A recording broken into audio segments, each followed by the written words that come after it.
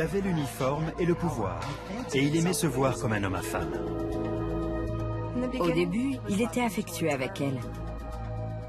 Très vite, les choses ont mal tourné. Kathleen a même fini aux urgences. C'était une relation malsaine et violente. C'était de plus en plus pesant et elle avait peur qu'il la tue. Drew Peterson n'a jamais été arrêté. Tout ça parce qu'il était l'un des leurs.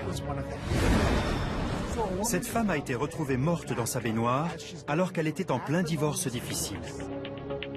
J'ai appelé la police d'État pour demander des nouvelles de l'enquête. Ils m'ont répondu qu'il s'agissait d'un accident et qu'il n'y avait donc pas lieu d'enquêter. Je n'arrivais pas à y croire. Une fois Kathleen éliminée, Drew a pu concentrer toute son attention sur Stacy.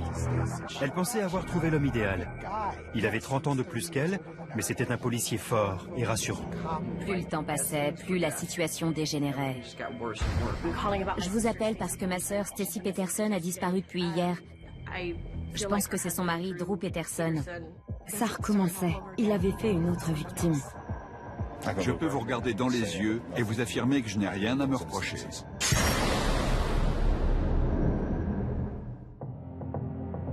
Bolingbrook, dans l'Illinois, une petite ville située à l'ouest de Chicago. C'est ici qu'en 1977, Drew Peterson rejoint les forces de police. Il devient agent pour la brigade des stupéfiants. C'est quoi ça? Ici, tout le monde connaît le policier, qui a même été décoré pour son excellent travail. Très charismatique, Drew a tendance à se servir de sa fonction pour impressionner tout le monde, et en particulier les femmes. Salut Drew. Salut toi. Tu sais que je pourrais t'arrêter si je voulais. Pourquoi? Ça doit être illégal d'être aussi canon. Merci, super. Tu crois vraiment que je blague?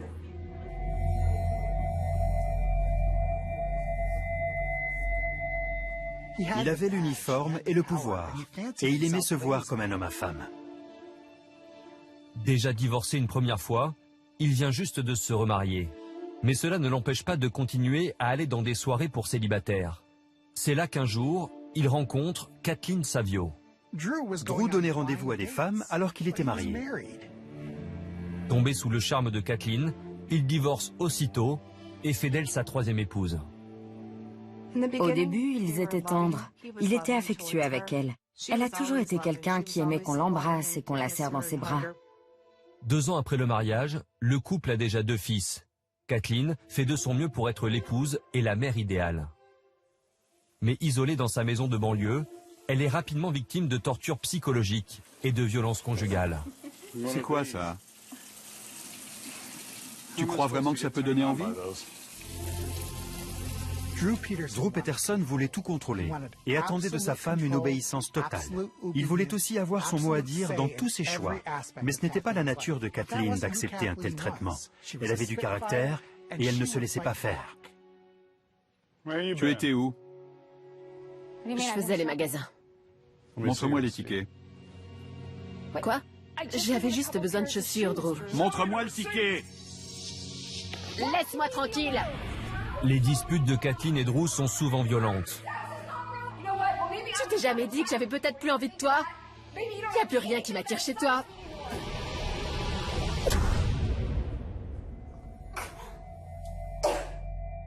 Très vite, les choses ont mal tourné. Kathleen a même fini aux urgences. C'était une relation malsaine et violente. Elle m'a dit qu'il lui faisait même des clés de bras. J'imagine qu'il avait appris ça à l'école de police. Il a aussi attrapé et traîné violemment à plusieurs reprises. Elle m'a parlé de tellement d'incidents que j'ai presque du mal à les différencier. Ça ne s'arrêtait jamais. Kathleen appelle régulièrement police secours, mais ce sont les collègues de Drew. Alors, incident après incident, Drew évite la garde à vue et parvient à étouffer les appels à l'aide de Kathleen. Kathleen n'était pas le type de personne qu'on imagine vivre dans une relation violente. Elle-même ne pensait pas être du genre à rester avec quelqu'un qui la bat. Dans une certaine mesure, elle en avait honte. Quant à Drew, il a jeté son dévolu sur une autre femme. Salut toi.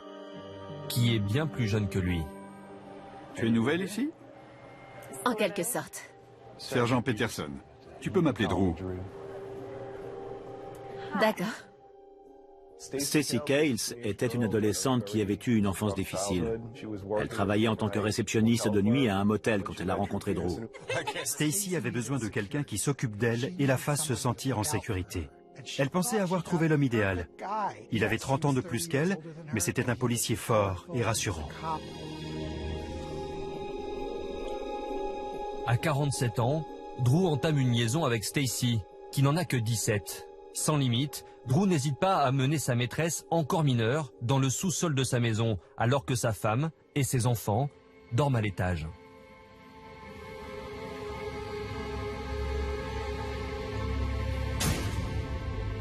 Pourtant, Kathleen ne va pas tarder à découvrir que son mari la trompe. Fin 2001, elle reçoit une lettre anonyme qui lui révèle toute la vérité sur ses agissements. C'est vrai? Tu préfères les enfants maintenant? Je suis plus assez jeune pour toi. Je peux pas. Après 11 ans de mariage, Kathleen demande le divorce. Drew, qui n'a aucun égard pour sa femme, emménage avec sa jeune maîtresse à quelques centaines de mètres à peine du domicile familial. De son côté, Stacy tombe rapidement enceinte. Le nouveau couple file alors le parfait amour. Mais pour Drew, ce n'est pas suffisant. Il prend un malin plaisir à venir narguer son ex-femme. Pourquoi tu l'amènes chez moi devant mes enfants? Fais-la dégager. La ferme, la vieille. Ne parle pas comme ça. Je veux qu'elle se casse, tout de suite. Mais quelle folle! Mais retiens-la! Vas-y, Stacy, mets-lui une raclée. Manipulateur, Drew va jusqu'à la provoquer dans le but de la piéger.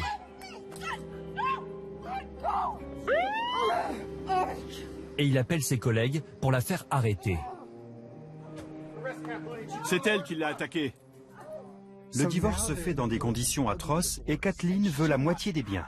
Drew n'avait pas prévu de lui donner de l'argent et il comptait bien trouver un moyen pour éviter que ça arrive. Dès le début de la procédure de divorce, elle me disait à moi et à quiconque voulait l'entendre qu'il menaçait de la tuer et qu'il allait faire passer sa mort pour un accident. Kathleen prévient le procureur et lui fait part de ses craintes. Elle envoie aussi une lettre aux médias. Elle y explique comment Drew sait manipuler le système et comment il compte lui prendre ses enfants, ou la tuer s'il le faut. Elle a écrit cette lettre au procureur parce qu'elle avait peur pour sa vie. Elle n'avait personne d'autre vers qui se tourner. Personne ne l'écoutait et personne ne venait à son secours. Elle s'est dit que s'il lui arrivait quoi que ce soit, ses écrits témoigneraient des circonstances de sa mort. Mais rien n'arrête Drew, qui va même jusqu'à la menacer et l'agresser à son domicile. Ferme-la. Écoute-moi bien, je te donnerai pas un centime. Tu comprends? Et je te tuerai si tu essaies de me retirer mes fils. Tu m'entends? La police a dû se rendre chez eux d'urgence 18 fois. Mais Drew Peterson n'a jamais été arrêté. Il n'a même jamais été menotté et placé à l'arrière du véhicule de police. Tout ça parce qu'il était l'un des leurs. Elle dormait avec un couteau sous son matelas. C'était de plus en plus pesant et elle avait peur qu'il la tue. Elle s'est plainte à la police et à ses amis. Elle a même alerté le procureur. Je ne vois pas ce qu'elle pouvait faire de plus. De son côté, Stacy commence à percevoir le vrai visage de Drew. Obsédé et jaloux, celui-ci se met à épier ses moindres faits et gestes. Elle n'avait jamais été infidèle ou malhonnête. Mais il l'autorisait à peine à aller chercher le pain. Il vérifiait l'heure sur le ticket de caisse et lui demandait avec qui elle avait parlé. Tu étais où, Stacy? J'étais avec ma sœur à Peoria. Tu le savais? Je ne te crois pas. Peu importe. Il l'a violemment plaquée au mur et il l'a complètement déshabillée. Il voulait vérifier qu'elle n'avait pas été avec d'autres hommes. Pourquoi tu me fais ça? Tu le sais bien. Je vérifie ton histoire. On ne peut pas faire confiance à une prostituée.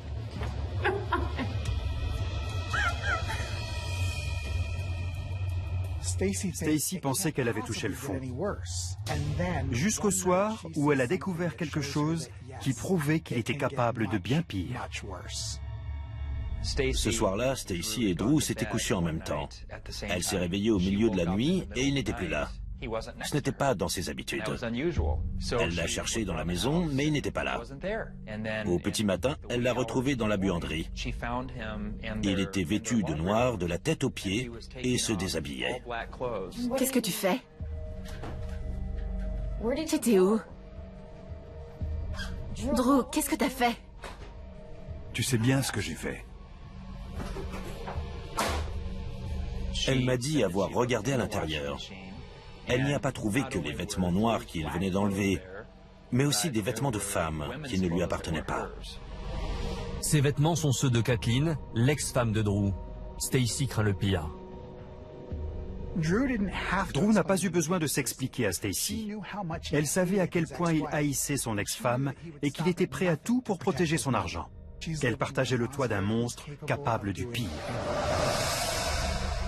Le lendemain soir, Drew se rend chez Kathleen en voiture. Il dit aux voisins qu'il a tenté de déposer leurs enfants à 2 reprises chez elle, mais que Kathleen n'a jamais répondu. Ça ne lui ressemble pas. T'as les clés?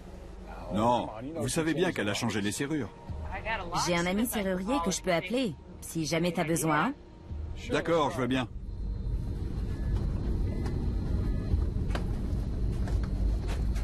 Je préfère rester dehors, elle a déjà porté plainte. Voilà, c'est ouvert. Merci. Toc toc, Kathleen? Les raisons qui poussaient Drew à vouloir d'autres témoins sur place étaient claires. Le scénario est bien ficelé. Les voisins, premiers témoins de la scène, découvrent Kathleen morte dans sa baignoire. Drew, quant à lui, semble horrifié. Oh mon Dieu, c'est affreux! Oh, quelle horreur! C'est pas possible. Comme Drew était un de leurs collègues, les policiers municipaux ont appelé la police d'État pour éviter tout conflit d'intérêts dans l'enquête. Le seul souci, c'est que la police d'État n'a pas l'habitude d'enquêter sur des homicides. Ignorant les accusations de violence conjugale concernant Drew, la police d'État s'oriente vers la piste d'une mort accidentelle. À leurs yeux, Kathleen a glissé, s'est cogné la tête et se serait noyée dans l'eau du bain. Cette femme a été retrouvée morte dans sa baignoire alors qu'elle était en plein divorce difficile. Malgré tout ça, ils n'ont pas traité cette salle de bain comme une scène de crime. Les gens présents, y compris Drew Peterson, vont et viennent en toute liberté. Ils l'ont laissé vagabonder dans toute la maison comme s'il était chez lui. Si j'arrivais dans une salle de bain et que j'y trouvais une femme morte dans une position aussi atypique pour une chute, j'y regarderais à 2 fois avant de conclure mon enquête. Même si la piste de la mort accidentelle est privilégiée, la police interroge néanmoins Drew Peterson et sa femme Stacy. Tout le monde sait que vous aviez une relation houleuse avec Kathleen. Je dois donc vous poser quelques questions. Il l'avait préparé à mentir à la police au sujet de la soirée où il avait assassiné Kathleen Savio. Drew n'essayait pas de cacher à Stacy qu'il l'avait tuée. Au contraire, il voulait qu'elle se retrouve complice de son crime pour éviter qu'elle parle. Votre dernière dispute a eu lieu il y a combien de temps? Il y a environ 3 mois. D'accord. Et quelle était la cause de cette altercation? Elle m'avait insulté. Après l'interrogatoire, le couple rentre tranquillement chez lui. Moins d'1 mois plus tard, le rapport d'autopsie de Kathleen indique que ses cheveux étaient pleins de sang, qu'elle avait des bleus sur le corps, une coupure à l'arrière du crâne et qu'il y avait du sang séché dans la baignoire. Les objets en ordre autour de la baignoire vont à l'encontre de la théorie de la chute. Mais à la surprise de sa famille et de ses amis, le médecin légiste conclut que Kathleen est morte d'une noyade accidentelle. J'étais frustrée, triste et en colère. Je ne savais pas quoi faire. Comment je pouvais reprendre ma vie normalement alors que je savais que ce n'était pas un accident? Comment? Qu'est-ce que je pouvais y faire? J'ai appelé la police d'État pour demander des nouvelles de l'enquête. Ils m'ont répondu qu'il s'agissait d'un accident et qu'il n'y avait donc pas lieu d'enquêter. Je n'arrivais pas à y croire. Il était un sergent de la ville de Bolingbroke depuis des années. J'imagine qu'il a dû user de son influence. Ce ne sont que des suppositions, mais moi j'en suis convaincu. Le fait qu'il soit policier semble avoir protégé Drew de toute poursuite judiciaire. Et ce n'est pas tout. Il empoche l'assurance vie de Kathleen, vend sa maison et obtient la garde de leurs enfants. Une fois Kathleen éliminée, Drew a pu concentrer toute son attention sur Stacy. Et l'étau se resserrait de plus en plus autour d'elle. Stacy est alors âgée de 20 ans et attend un deuxième enfant. Plutôt que de fuir, elle choisit de rester pour protéger les enfants de leur père violent. Elle se sentait déjà coincée avec un enfant, et maintenant, elle en attendait un deuxième. L'emprise que Drew avait sur elle était donc devenue encore plus forte. On peut quand même se demander pourquoi elle est restée. Mais il ne faut pas oublier qu'on parle d'une très jeune femme avec un enfant. En plus, elle était mariée à un homme qui venait de tuer sa précédente femme et de faire passer ce meurtre pour un accident. Elle n'avait aucun moyen de lui échapper, et elle le savait très bien. Elle essayait simplement de faire au mieux pour tout le monde. Elle voulait que ses enfants aient tout ce que nous n'avons jamais eu en grandissant. Au quotidien, Drew devient de plus en plus tyrannique avec Stacy. Une fois, je venais d'arriver et elle voulait sortir. Drew s'est mis en travers de la porte. Elle lui a dit « c'est bon, pousse-toi ». Elle a essayé de se faufiler, mais il l'a attrapée et projetée en arrière. Elle a fait un bond énorme. Elle pesait à peine 50 kilos. Comme tous les couples, ils avaient leurs désaccords et elle m'appelait pour en parler. Il me fait peur. Je sais pas pourquoi il me fait pas confiance. Dès que je fais quelque chose, il épie mes faits et gestes. La façon dont il me regarde me fait froid dans le dos. Peut-être que vous devriez faire appel à quelqu'un. Oui, peut-être. Ne sachant pas vers qui se tourner, Stacy demande conseil à son pasteur. Quand je les ai reçus, j'ai tout de suite remarqué qu'il y avait de graves problèmes. Il m'a expliqué qu'il voulait toujours savoir où elle était parce qu'elle était le genre de femme que les hommes regardent. Il la rabaissait. Il voulait lui faire sentir qu'elle n'était pas à la hauteur, qu'elle n'était plus assez belle et surtout plus aussi attirante depuis qu'elle avait eu des enfants. C'était vraiment malsain. Il consulte son téléphone, lui demande constamment où elle va et l'accuse d'avoir des liaisons avec d'autres hommes, des hommes plus jeunes que lui. Plus le temps passait, plus la situation dégénérait. Il contrôlait tous les aspects de sa vie. Ses finances, ses amis, ses allées et venues. Il savait manipuler le système, mais il savait aussi manipuler les gens. Il allait jusqu'à la prendre en filature. Je pense qu'il était particulièrement doué pour réussir à l'isoler. Il l'empêchait d'aller où elle voulait. Elle n'avait aucun moyen de se faire aider quand elle en avait le plus besoin. C'est le comportement typique d'un époux qui maltraite sa femme. Elle se sentait totalement dépassée. Et elle ne savait pas comment s'en sortir. Tout ce qu'elle savait, c'est qu'elle ne pouvait pas aller voir la police.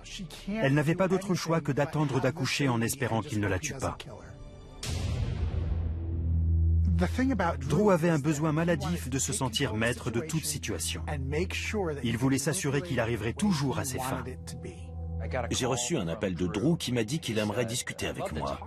Je suis sorti, je suis monté dans sa voiture et on a fait le tour de Bolingbrook. Il cherchait clairement à me convaincre que c'était Stacy qui avait des problèmes émotionnels et mentaux.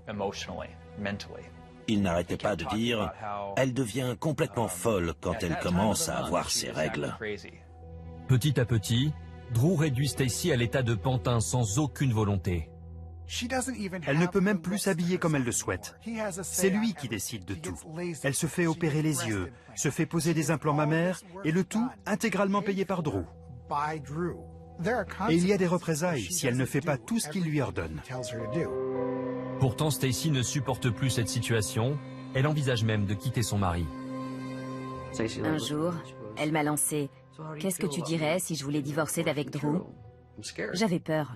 Elle m'a demandé pourquoi et je lui ai répondu « T'as vu ce qui est arrivé à Kathleen ?» Son visage est devenu livide.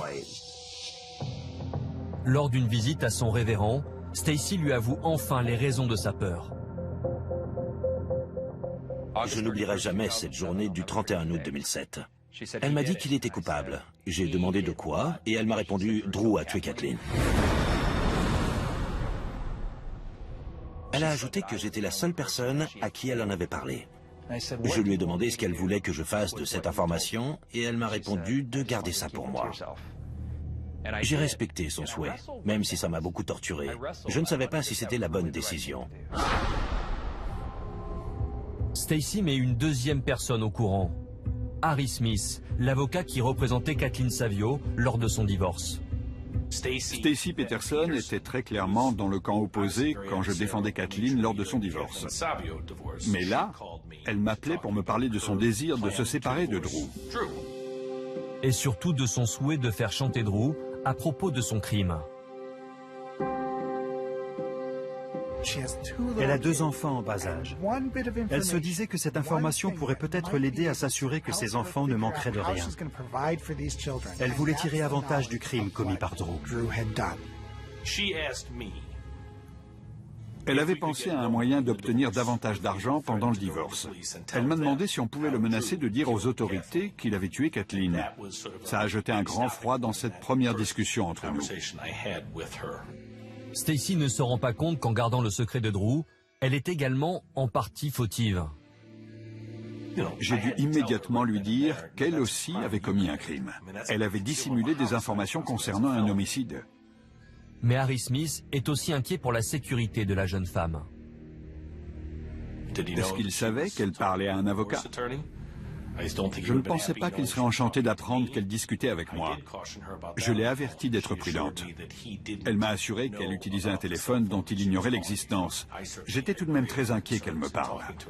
Stacy avait maintenant averti 2 personnes différentes au sujet du meurtre. Ça a sûrement précipité la suite des événements. 2 jours avant la disparition de Stacy, sa sœur Cassandra essaie de la convaincre de fuir avec les enfants.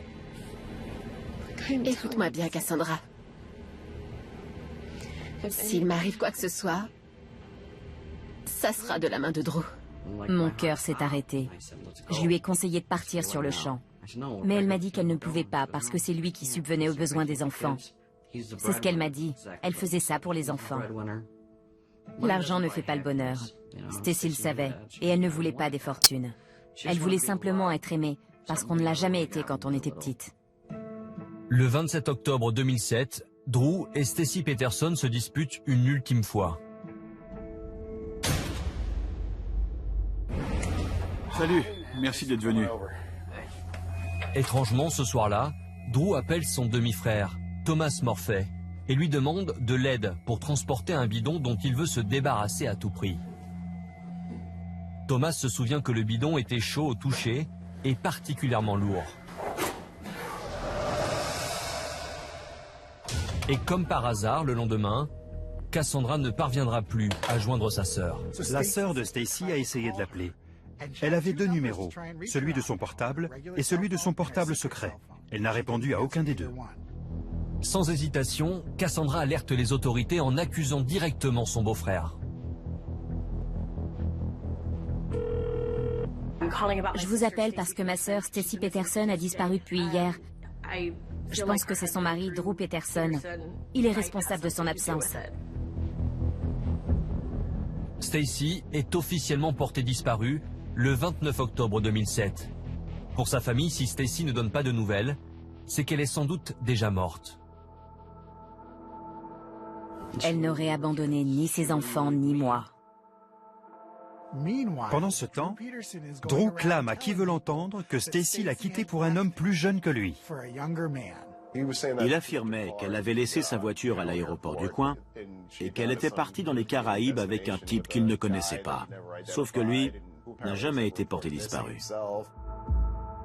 C'est le journaliste Joseph Hossey qui est le premier à faire le lien entre la mort de Kathleen Savio et la disparition inquiétante de Stacy Peterson. Je me préparais à rentrer quand mon supérieur est venu me voir pour me demander si je me souvenais de Drew Peterson. J'avais écrit l'article au sujet de son ex-femme retrouvée dans sa baignoire. Quand il m'a annoncé que sa 4e femme était portée disparue, j'étais sous le choc. Le révérend apprend à son tour l'inquiétante nouvelle. La une disait que la femme d'un policier était portée disparue. Je suis allé voir ma femme et je lui ai dit « Je sais ce qui s'est passé ». Je savais qu'elle n'avait pas simplement disparu. En l'espace de quelques jours, son impasse a été envahie par les reporters. Je sais que vous avez tous des questions et que vous faites votre métier. Mais n'oubliez pas de respecter le voisinage, d'accord? Les journalistes lui posent des questions sur la noyade de Kathleen. La famille Savio comprend alors que Drew a de nouveau frappé. Ça m'a brisé le cœur. Ça recommençait. Il avait fait une autre victime. Tout le monde recherchait Stacy. Tout le monde se demandait où elle était. Une seule personne ne s'en inquiétait pas. Drew Peterson. Il répétait qu'elle était avec son nouveau copain. Au début, Drew Peterson évite les médias. Mais très vite, il prend goût à la célébrité et joue les stars dès qu'une caméra l'approche. Je trouve que le comportement de Drew était très suspect. Il riait de l'affaire, blaguait et flirtait avec le reporter. Il avait vraiment un comportement mal placé. Je pense que les médias aiment ce genre de personnalité. C'est une sorte de fascination morbide. Rentrez chez vous, s'il vous plaît. Je n'ai pas besoin de vous chez moi. Quelques semaines après la disparition de Stacy, c'est une chaîne nationale qui propose à Drew de venir donner sa version des faits. Je peux vous regarder dans les yeux et vous affirmer que je n'ai rien à me reprocher. Drew Peterson nie toute responsabilité. Et ses épouses qui disparaissent les unes après les autres, c'est juste un hasard malchanceux. Mais ce n'est pas l'avis du procureur. J'ai 29 ans de métier et je suis persuadé qu'il ne s'agit pas d'un accident. C'est très clair. Le pays tout entier se passionne pour cette histoire de disparition inexpliquée. Les médias étaient partout. L'affaire prenait une ampleur nationale. La mobilisation sans précédent de la presse et des familles des victimes finit par payer. Les enquêteurs rouvrent l'enquête sur le meurtre de Kathleen Savio, l'ex-femme de Drew. Le tribunal ordonne l'exhumation du corps. Et la nouvelle autopsie révèle une toute autre version des faits. Qu'était-il arrivé à Kathleen? Sa chute dans la baignoire n'était peut-être pas si accidentelle. Drew pensait que toutes les preuves avaient été enterrées avec elle, mais elles étaient sur le point de refaire surface. Le médecin légiste Michael Baden découvre des traumatismes sur tout le corps. C'est la preuve qu'il y a bien eu lutte. Ces découvertes changent la donne. L'affaire qui avait été classée en 2004 pour cause de noyade accidentelle se transforme en homicide. Ma sœur s'est exprimée d'outre-tombe. J'en suis persuadée. Mais sans aveu, les enquêteurs ne peuvent qu'émettre des hypothèses sur la façon dont Kathleen aurait été tuée. Ils supposent que Drew s'est introduit dans la maison et l'a attaquée par surprise.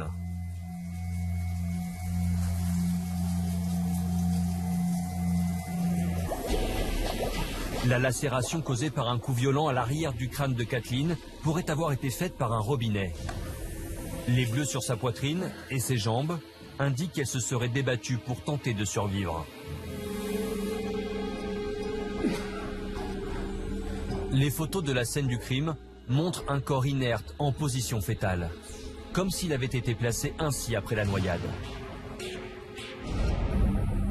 Drew continue de clamer son innocence aussi bien au sujet du meurtre de Kathleen que de la disparition de sa femme Stacy. Et il savoure chaque minute passée sous le feu des projecteurs. Les autorités considèrent Drew comme un suspect dans la disparition de sa quatrième femme, qui reste introuvable.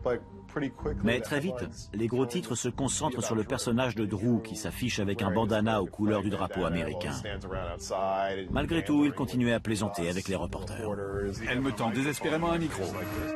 Plus rien n'arrête le policier. Il intervient même dans la célèbre émission de Larry King. À votre avis, où est Stacy?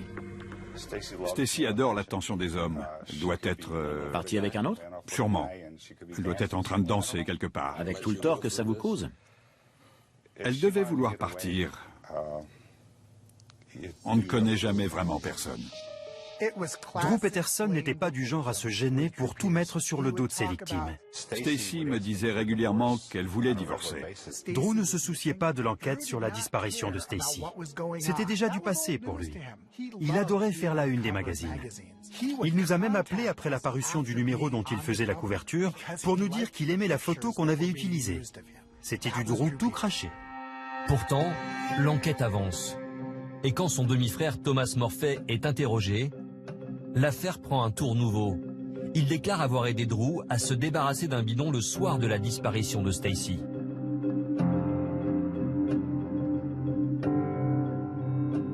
Quand Thomas a témoigné, Drew est passé à l'offensive. Je ne veux pas dire du mal de Thomas, mais il a de sérieux problèmes affectifs. Il a récemment perdu sa femme et sa maison. Il a tout inventé. Tout.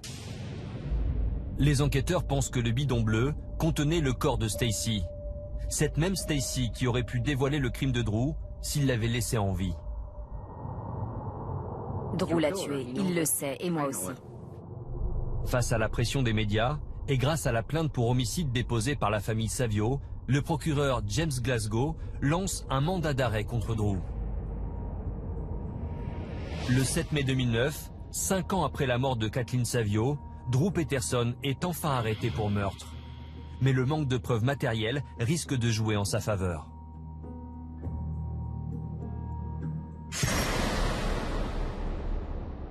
Les preuves principales que les autorités détenaient concernant le meurtre de Kathleen étaient ses déclarations. Celles-ci sont celles d'une femme terrorisée, en plein divorce difficile.